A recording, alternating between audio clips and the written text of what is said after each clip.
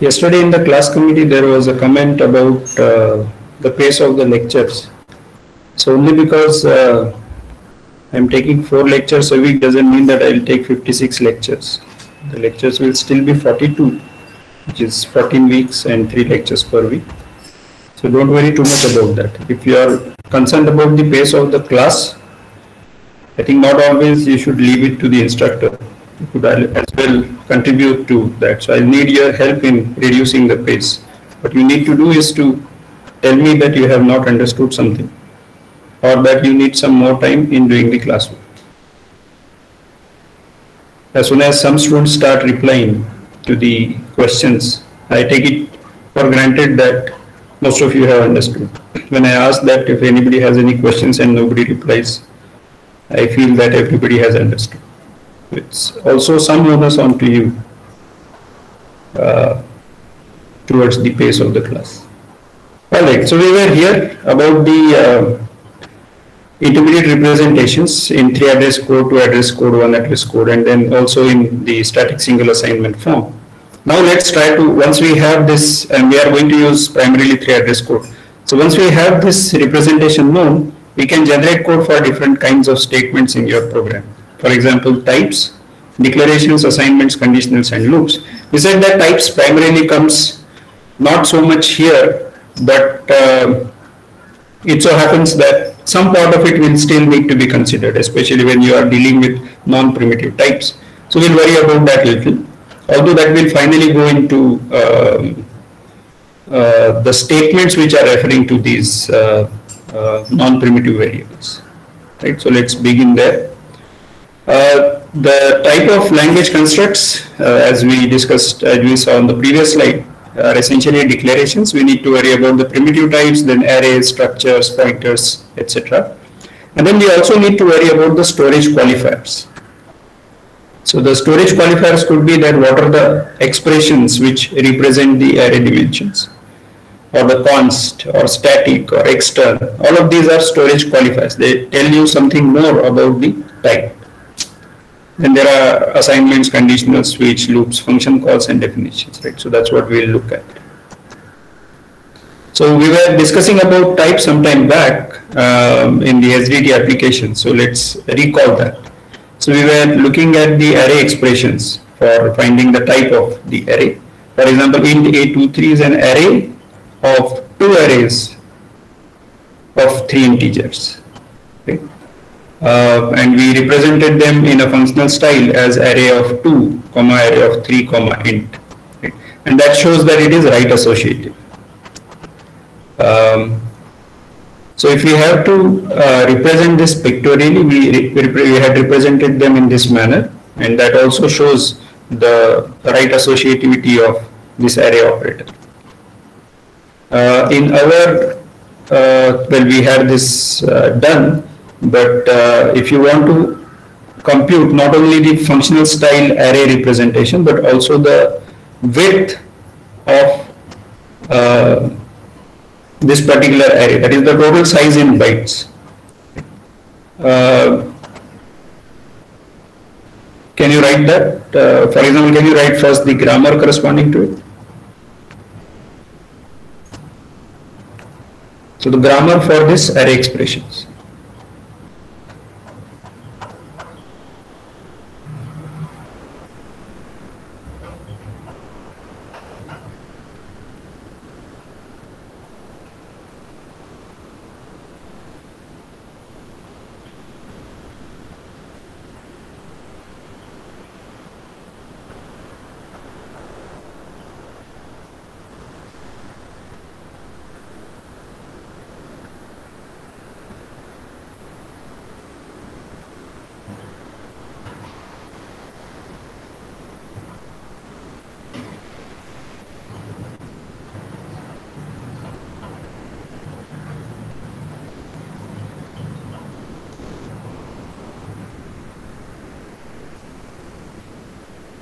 Okay, so since there are no messages, I'll show you the grammar. So as we had it before, BID C, where B is the type and C is the essentially the recursive array expression. Yeah, Sarthak has written it. Array type ID BR goes to expression or BR of expression. Right. So that shows that it is right recursive, right associative. Right. So that is what should be done.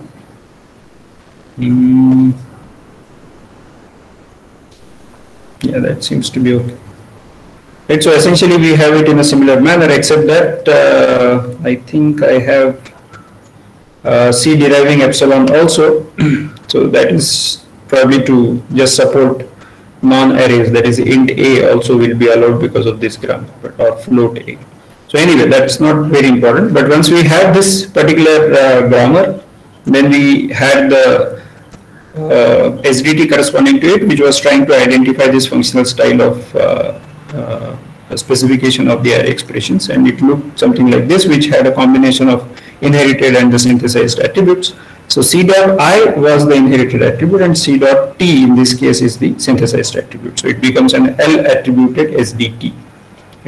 The main part here is this, which is the repeated application of array of, so array of 3 comma int is what gets generated using this, right, using C1, that is on the right hand side, and that gets assigned to C dot T. And then the inherited attribute also goes up, and the inherited attribute changes to the synthesized attribute at this particular production. So that is about the creating the type in the functional style. But if I have to find out the total size of the array A, right, total size of the array which is specified using ID, can you modify this grammar to get that?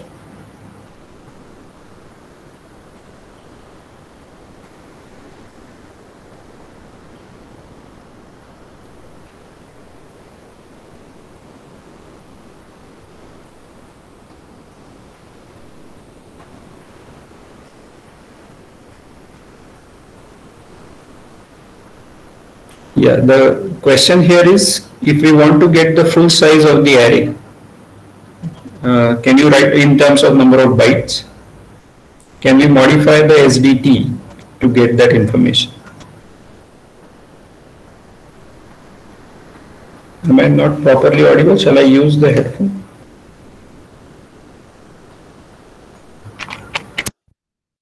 Is this any better, Venkat? Or the without headphones is better?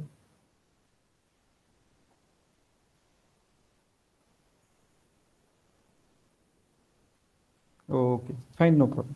Then I'll switch back to without headphones.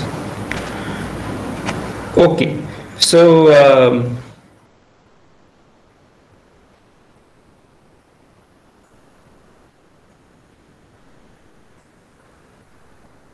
I'll wait for a few seconds for people to try out.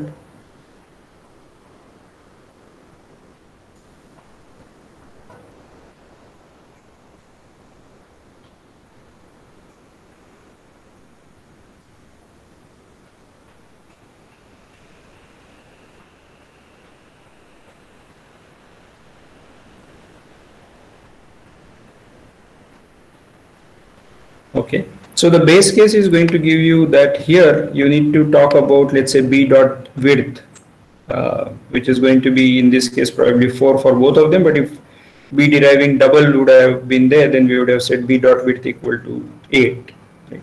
That 8 needs to be multiplied in this expression. So, I mean, in this expression, meaning that you need to get that num and that multiplied with C1 dot width. And where will you get C1 dot width? Well, at the bottommost, you will get C1 dot C dot width as let's say 1, and that is going to be passed to the synthesized attribute. So that is one way in which this can be done, and then it flows up. Finally, you will have the width available using these two expressions, I mean, at this stage. So that is one way where finally we multiply with the type of this int or double or float, because it turns out that whatever multiplication we do here without knowing the type, that alone suffices, and you can multiply with size of int or size of double later. Alternatively, you could push the size of int, so that what we discussed was only the bottom up pass using synthesized attribute suffices. Alternatively, you can do that size of int or size of double gets passed into C, that is this C, and then internally you perform the multiplication. So you will have already this C1 dot width already available, C dot width already available with you, which you can use.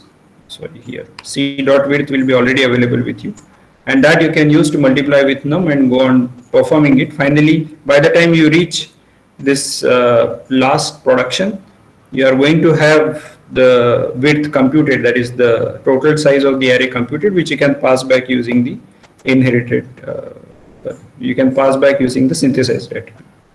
So both ways it is going to be possible. I am going to show you one way, but the other way is going to be easy.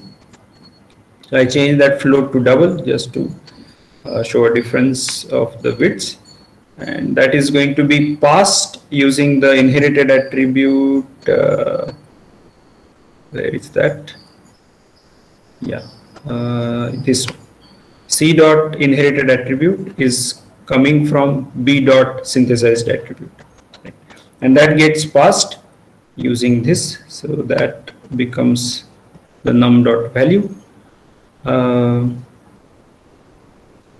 But this is going to happen in the bottom up pass. In the top down pass, this is where the switch is going to happen.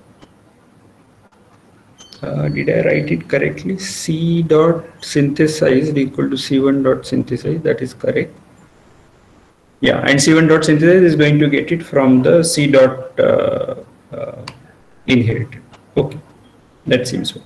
So that B dot SW is just going to get passed till the end, right, until we reach this particular production. So C dot IW is just going to have this B dot SW.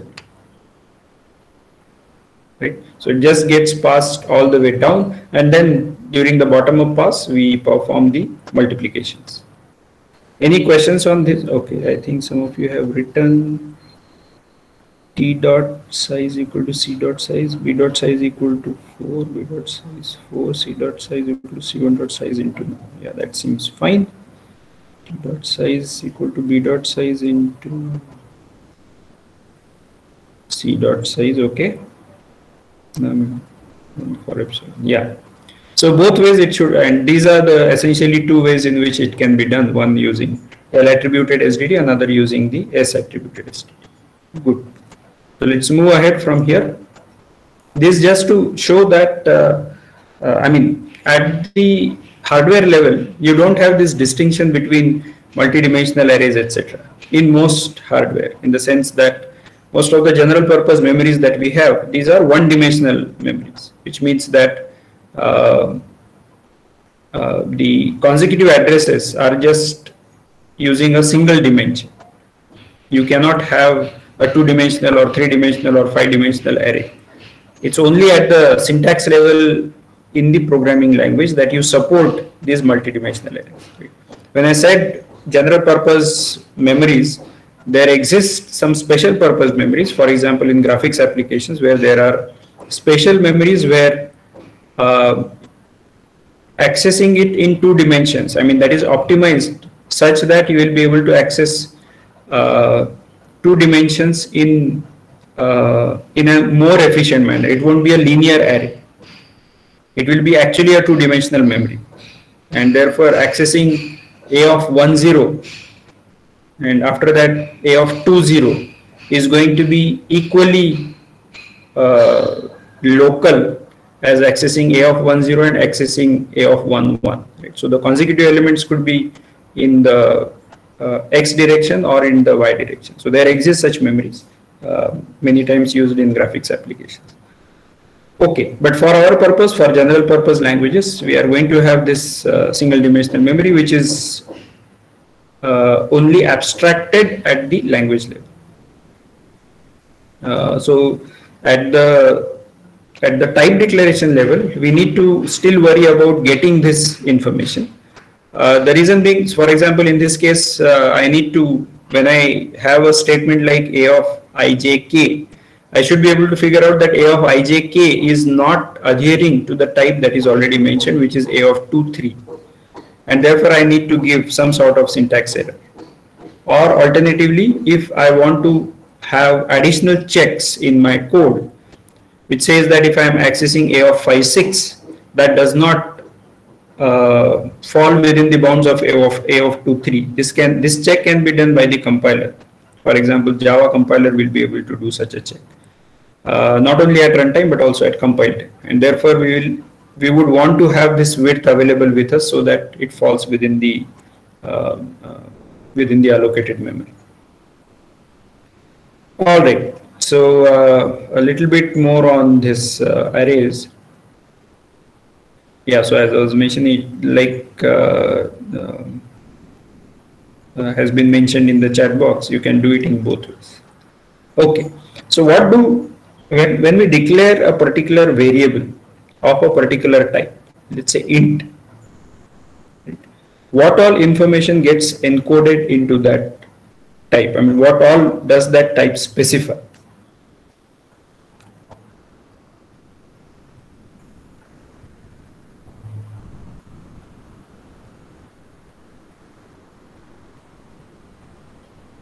So when we say int x, what all does it tell us? Size. Okay, so we say that it is going to be 4 bytes or 32 bits. Operations allowed, that's one of the other important thing, that you can perform certain operations on it, but you cannot perform some other operations on it. Right? So that is another. The types of operations, yeah, that is the operation. Encoding in the hardware, right? So that is also very important, that how that particular type is going to, how those, so the first part of size is going to give you that, okay, it has this size, but then an integer and a float are probably going to have the same size, but their encoding is going to be very different. And that also is specified when you declare a type, right? So these are 3 important things which are going to be specified as soon as you mention a type. Where it is going to be allocated, stack or heap, etc.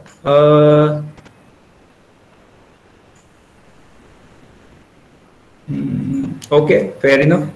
Yeah, I didn't think about this part, but yeah, the storage also is indicated when you declare that particular variable. Yeah, fair enough. I think that is okay. So we'll add that as the 4th point, that where the storage is going to be allocated. Right? Okay, so I'm going to mention 3 on the slide, but we should add to it that where the storage is, that also is indicated. So the first one is the storage requirement, which is the number of bits. How do you interpret it? How do you encode it? Right? Whether it is integer bits, which is probably going to be in either in the big endian format or the little endian format, or if it is 4 bytes of float, that is going to be probably in the sign bit, and there might be a mantissa, exponent, etc. Right? So all of this is the interpretation of those bits. And the third one is the valid operations, which is what are the operations which are supported. But the 4th one that Sarthak has said is that where this particular variable is also going to get stored. Right? So that we'll add as the 4th one. Yeah, as I was mentioning, that 32 bits could be interpreted as 4 bytes of character, or it could be single integer, single float, or it could be an integer array of 1 element, right? So that is also another way in which you can look at it. And therefore, since the same set of bits might represent different things, we need to worry about sometimes the equivalence across types. And why do we need to worry about equivalence across types? Is because you do manipulate different variables. So if I say x equal to y, I need to check that these 2 types are in some sense either equivalent or these are compatible, right? So this compatible is not the technical term, but I would say reducible or castable. So for that I need to know the types of these expressions, and it's possible that 2 variables x and y might be defined in totally arbitrary manner. They may not be defined as directly int x and int y.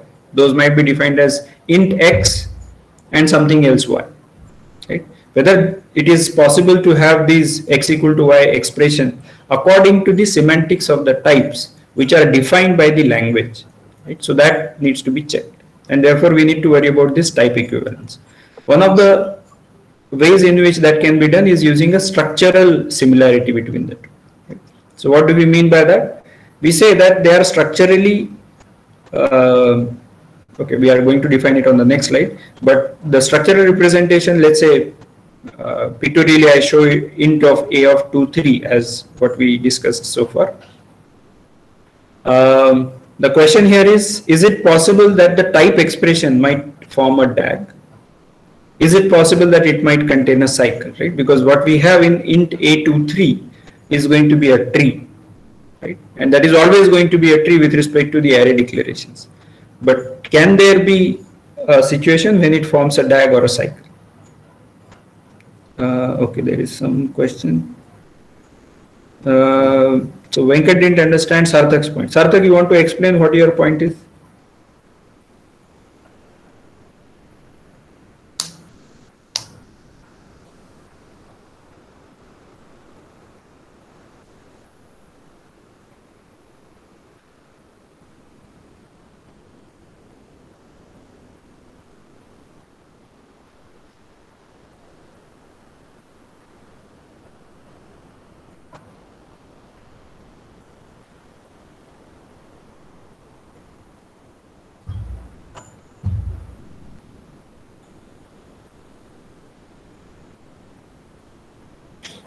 Right. So some of the variables might get automatically allocated on the heap.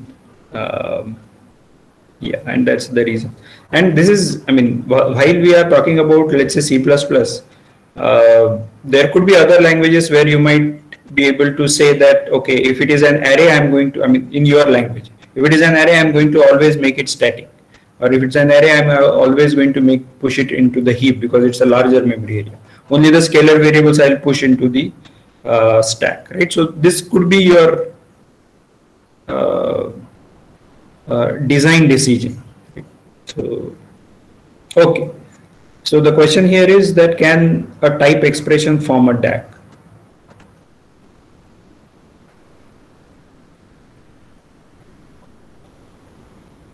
So it might not be very obvious, but in case of unions, it can actually form a DAG, right? In general, it will not form. So for example, if you have x and y as two variables inside it, then they are going to be represented using the same, in some sense, memory location, right? And therefore, the x and y can, I mean, the same set of bits are going to be interpreted as integer or float, right? So there is an automatic conversion which is happening. The compiler will not give you an error, or runtime also, as long as you are doing things fine, you will not get an error if you are using x versus y. You are storing as x and retrieving as y. Right? So that is one way in which you will be able to reinterpret a variable. So that can form a DAG. So this has multiple parents and therefore it becomes a DAG. Now, can you tell me whether a type expression can contain a cycle?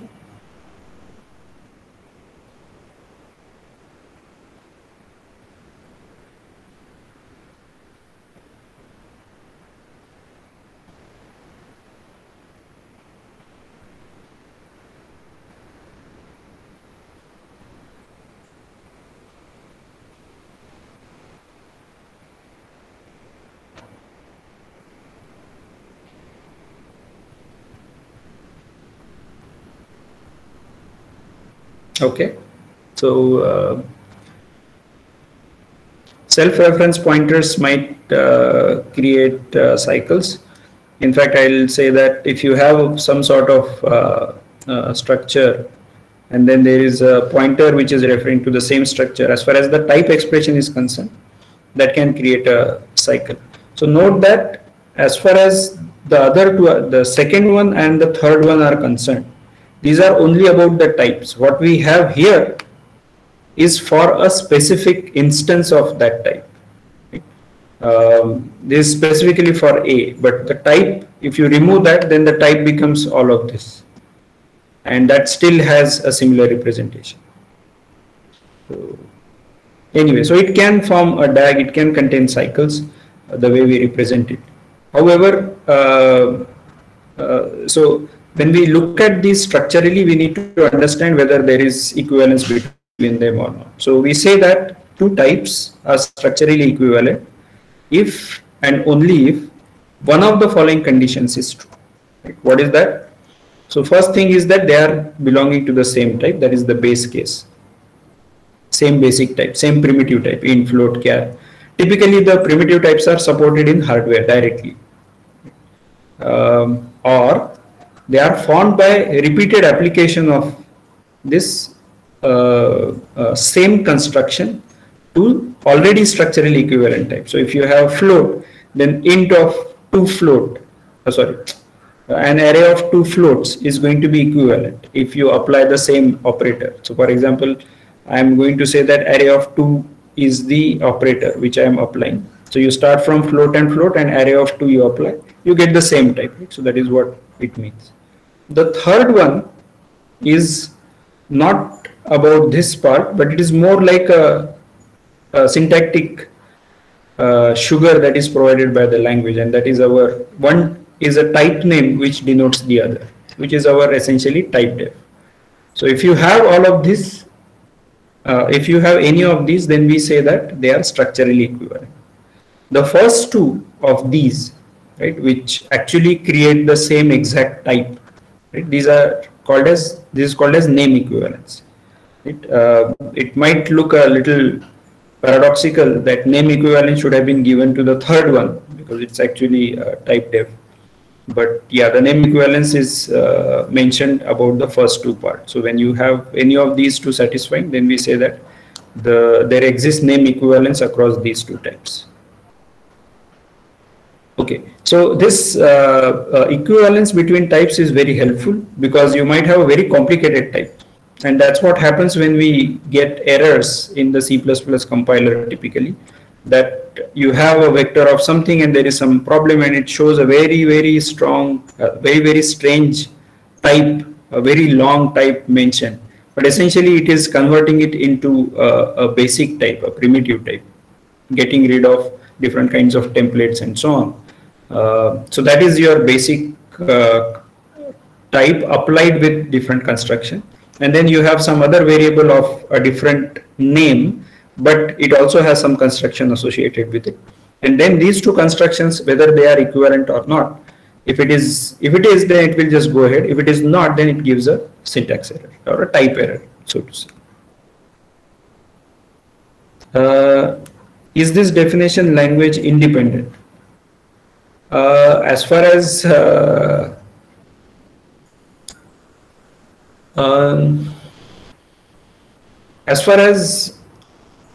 structural equivalence and name equivalence are concerned, these definitions are language independent.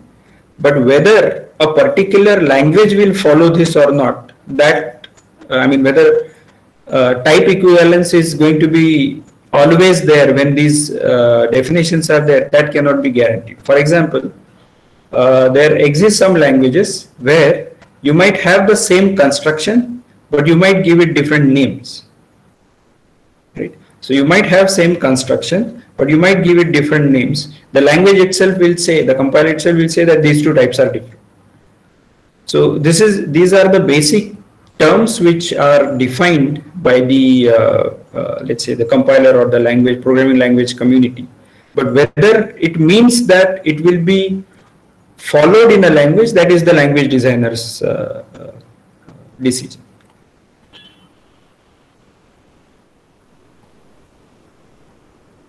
Okay, any other questions here?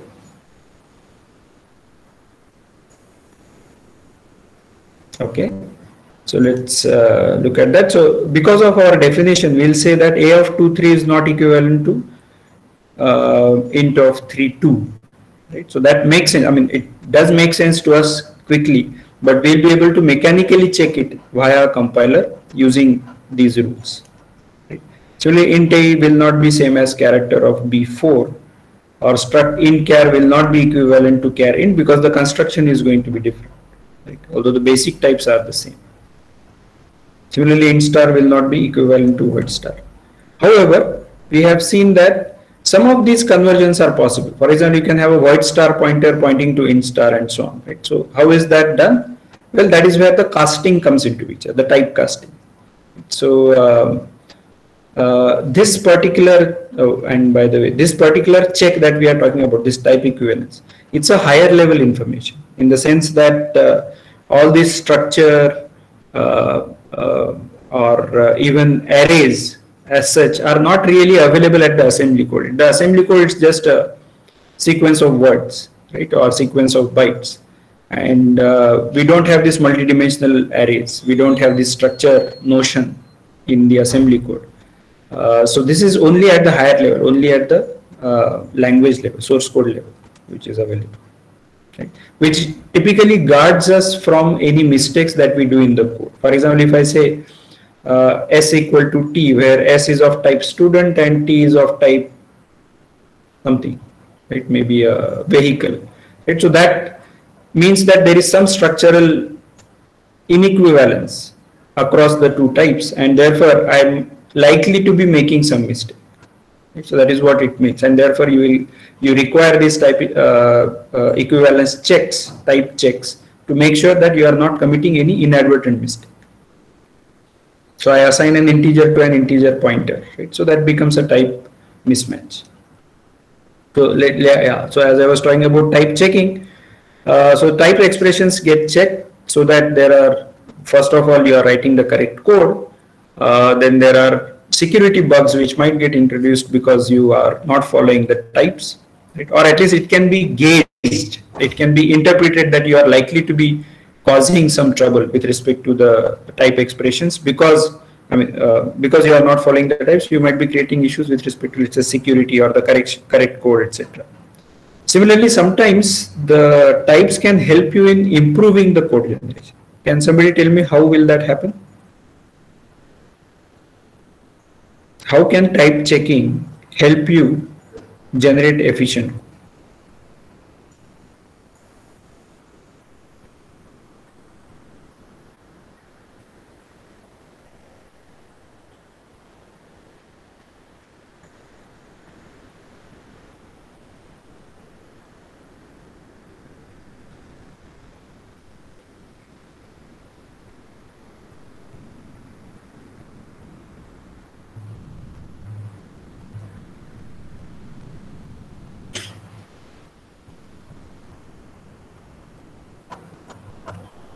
Okay, the hint is that in many of the weakly typed languages or untyped languages, the code generation is, the code runs much slower compared to a strictly typed language.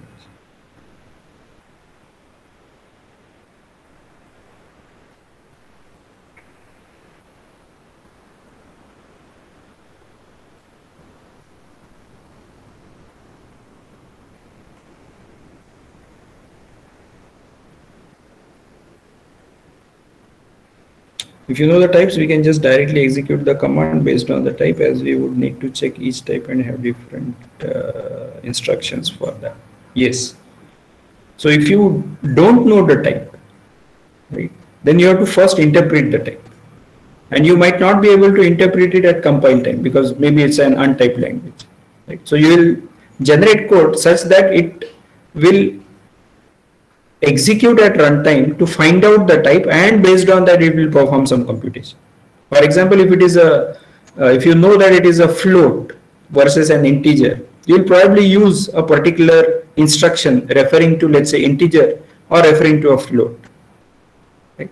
And if you don't know, then you will first figure out what that type is at runtime, right, which is going to add some instructions, and therefore you will reduce the efficiency. You will generate code for the most general type, which might not be the most efficient. Correct. So you might just generate code that there is going to be an arbitrary string. Only if, string is probably the most widest or the most generic type that you can have. Right? And then if there are manipulations happening, then I'll try to convert it into a particular type at runtime. At compile time, I can't do anything.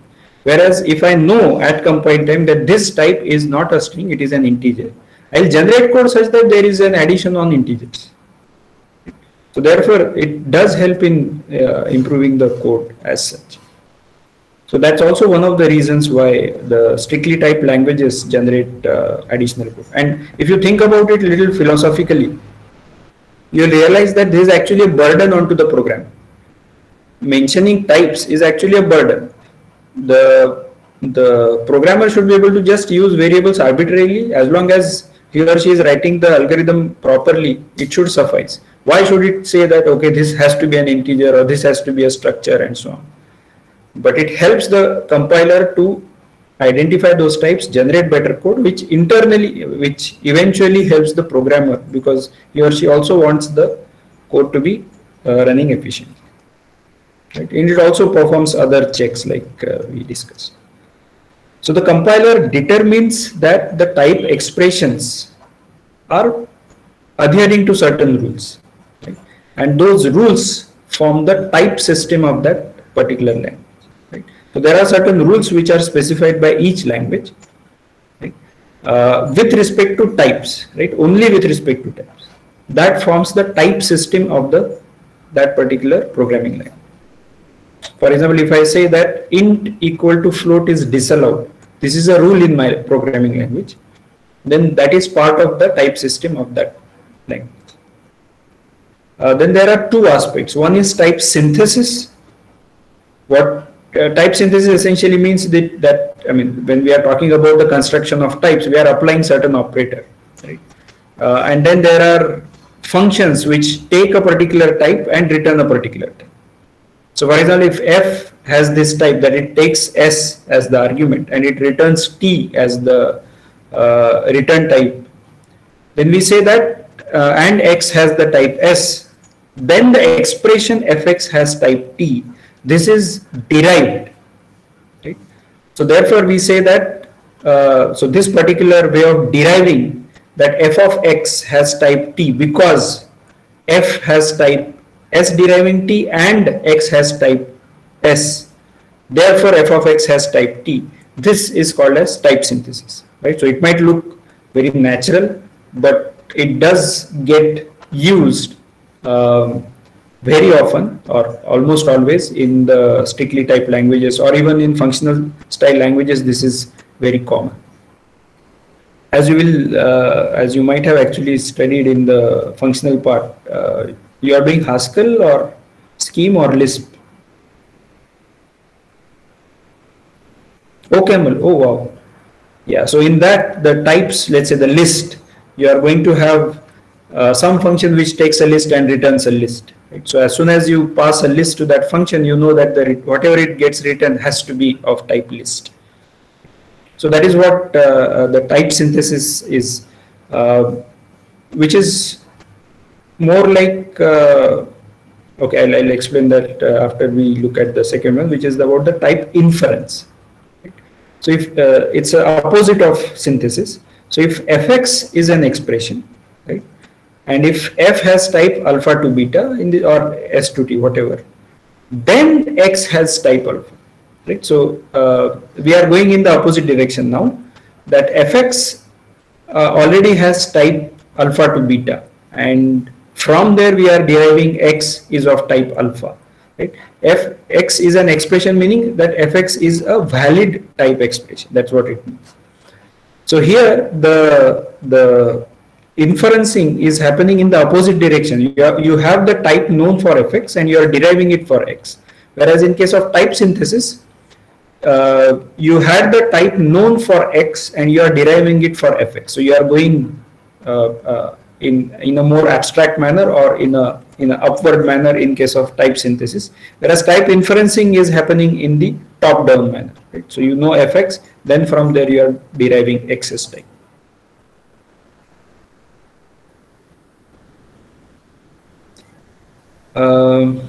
Yeah, so since we discussed about type system, yeah, so in general everything can be checked dynamically, which means that whatever is information which is carried, which is done by the compiler about the types, etc., whatever is stored in the symbol table, all that, this can actually be pushed into the binary, and then at runtime you can make the checks with respect to the type system, right? And in many scripting languages or weakly typed languages or untyped languages, a lot of this type system information gets pushed to the runtime, because that is the flexibility which we want to give to the user. User should not be bothered about what is the type, right? So all this type inferencing and type synthesis, all of this gets done in weakly typed and untyped languages. However, in strictly typed languages also, there exist situations where the types need to be pushed to runtime. You cannot always figure it out at compile time. In languages such as C, that is possible, but in other languages, it is not always possible. Can somebody give an example of where we need to worry about the types dynamically?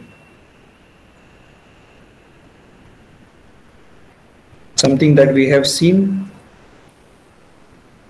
Auto.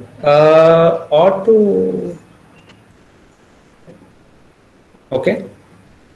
Virtual, right? So as far as auto is concerned, that actual derivation does happen at compile time, right? Well, I should qualify that in most cases, right? We just say, so actually that's a good example of how the type inferencing is happening. So you specify auto something it equal to vector of int colon colon iterator and so on, colon colon, sorry, v dot begin and so on. And that auto turns out to be vector of int colon colon iterator type, right? So this is something which is automatically derived, and you will find it funny, but it turns out that almost all cases you will be able to figure out using auto the types of the variables, right? So whatever we specify as programmers, that is actually a lot of burden. In most cases, you don't need to specify. Just from the operations that you are performing on the variables, you are able to figure out that it is what the type is. But virtual is the one where virtual functions are the ones where the types are pushed to the runtime, in the sense that, as we discussed, that the base class pointer might point to the derived class object, etc. And if there is if-else, which is input dependent, and then you are calling a function using that base class pointer, it's not clear which one you are calling, base class function or the derived class function. So that is where you need to push the type information to runtime. In many languages today, in many rather object-oriented languages today, this kind of some part of the type system needs to be pushed to the runtime. Right? But as soon as you push things to the runtime, you are going to add to the execution time of the program, and the whole purpose of this is that the execution time at of the program should get reduced as much as possible.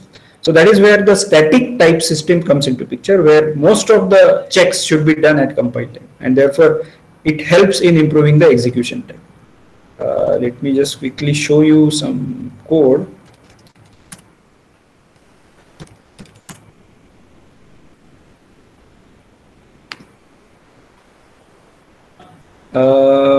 Let me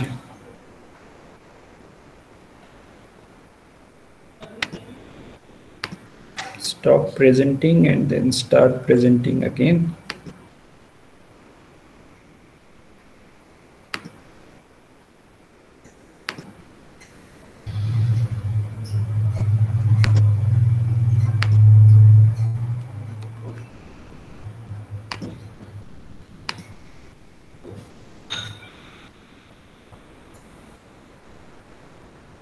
Okay, so there is a base class, right? Then there is a derived class, right? So we are now going back to object-oriented lab, where we have this derived from base. Then there is second base, which has a virtual function, and then there is derived to, which is derived from base 2. So as we know that this is non-polymorphic, and this is a polymorphic type. What I have is my int equal to 50, and then there is my str is a string, then my double pointer is null ptr, etc. And what I have is an operator called type id, which is going to give me some information about the type at runtime, because I'm going to print it at runtime. So type id of my int should be integer, and dot name is just some function which is given to it. MyStr, we'll see what that prints. But more importantly, there is derived D1, and then there is a base class pointer, or in this case reference, which is pointing to the derived class object. Right? And I'm going to print type ID of that base class reference dot name. Similarly, I have base class reference here for D2, right, which is the derived 2, which is a polymorphic type. And then I'm going to print its value. Right? So let's see what this gives. So the first one is the myInt is of type I, that is what that dot name printed. I means integer. MyStr string has some basic string type, and then there is name mangling happening, because of which there are some additional characters.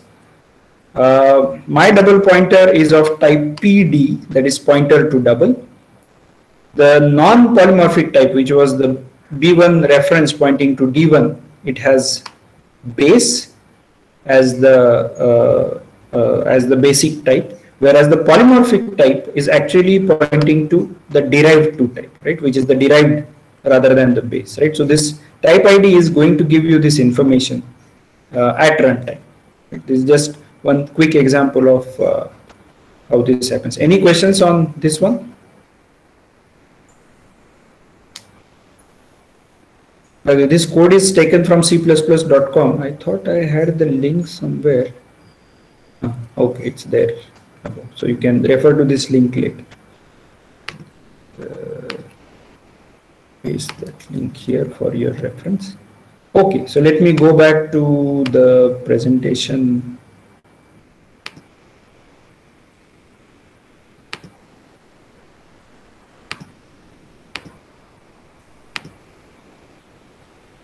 All right. So we say that a type system is sound, right, if it removes the need for dynamic type checking. Right? So these terms you will encounter probably a little later as you take some programming language course. But we say that a type system is sound if it does all the checking at compile time and does not need the dynamic type checking. How do you specify that it does not need a dynamic type checking? That is the next point.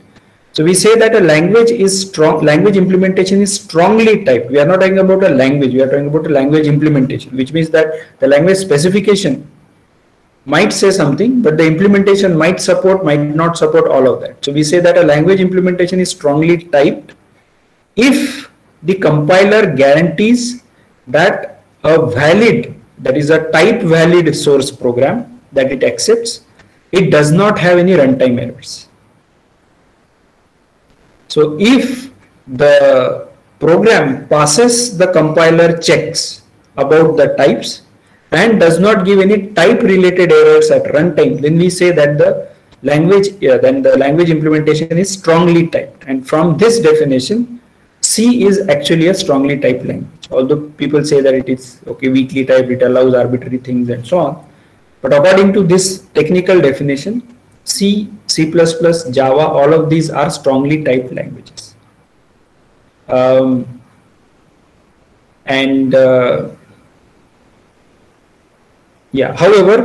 if you want to perform certain conversions, these are supported directly by the language, or these need to be explicitly enforced, or an explicit control needs to be given to the programmer. For example, if you have a equal to 10 then there are two types of convergence, widening and narrowing convergence. Widening convergence are usually safe, which means that there is a smaller type which you are kind of casting to a larger type, right? So you are widening the type. Int32 is 32 bits, whereas long32 is also 32 bits, so that is okay. It's not reducing anything. Float is also 4 bytes, so that is also okay. Double is 8 bytes, so that is also further okay. So this can automatically be done by the compiler because the conversion is safe. This is called as coercion. So the type gets coerced, or the variable gets coerced into a different type. So if you have x equal to y and x is a double whereas y is a float, this conversion automatically happens by the compiler. In contrast, the narrowing convergence may not be safe, for example, into character, and these therefore are not done directly by the compiler, automatically by the compiler. These need to be enforced by the programmers, and that is where the casting comes into picture.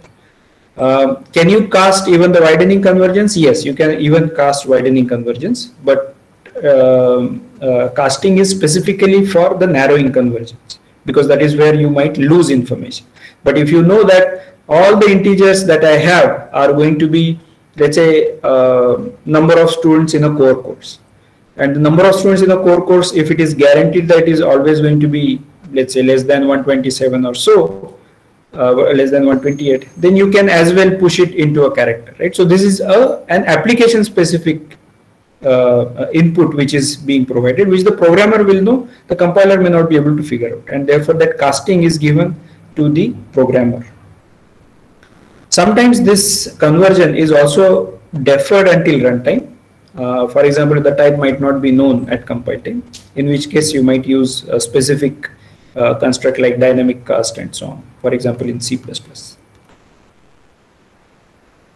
Okay, so we'll come to declarations in the next class. Any questions?